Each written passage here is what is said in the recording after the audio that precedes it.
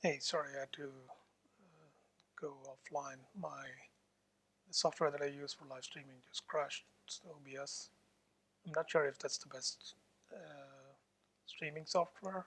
I had some problems with the YouTube. The YouTube is a new interface. The Studio Creator Studio, I think YouTube Studio, that doesn't have option to share the screen and is used an old streaming software like the one that I found was OBS, and that seems to be crashing often.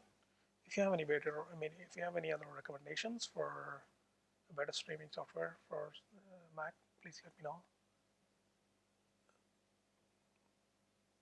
So I'm gonna continue setting up the tools that are needed. So spectacle, yeah. So as you can see now, like start spectacles, and if I use like shortcuts that are here, if I need to make this window full screen, or like let's move this browser to the left half or to the right half. So these are like it really snaps properly and displays. Let's make it full screen. Yeah. Same with the terminal that I use. I use iTerm.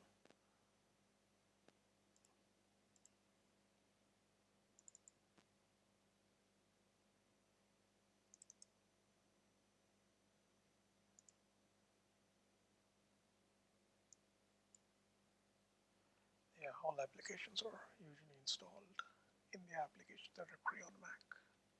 Yeah, that's okay. Oh yeah, in the new, I think it's in the new Catalina as C shell is the default standard.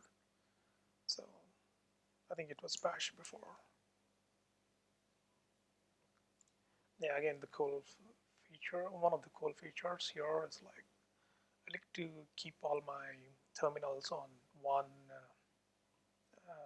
yeah, one program. So I split it up into different tabs and split it up into different, either vertically or horizontally. Uh, so what's the next software that I usually use?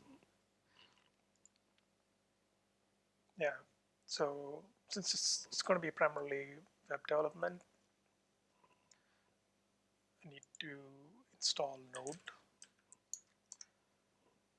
but uh, usually don't install Node directly from this one. Instead, use another software which is called NVM, a Node version manager. Node version manager lets you manage different Node versions, and often it's needed. Like if you're working on different projects, some of the projects are dependent on a particular version of Node. So, and if you use Node.js, it installs in the default location, and most of the times you need sudo access to install any modules or change. And instead, if you use NVM, it installs in your home directory, and then you can easily switch between different Node versions. So, for example, on a project A, you switch to Node version 10.11 or something, and then work on it, and maybe a project, another project, you use probably node, the latest node, and you can switch to it and work on it. So let's install NVM.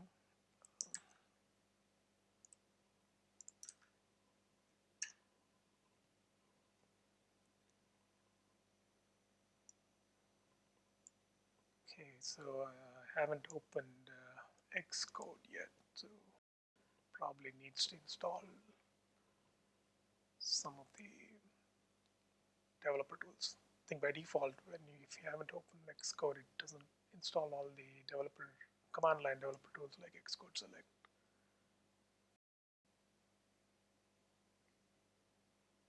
What, 2 hours? Okay, I have a really bad slow connection. But maybe I probably need to do this some other time. What else is there in the meanwhile that I can do? Yeah, let's see. So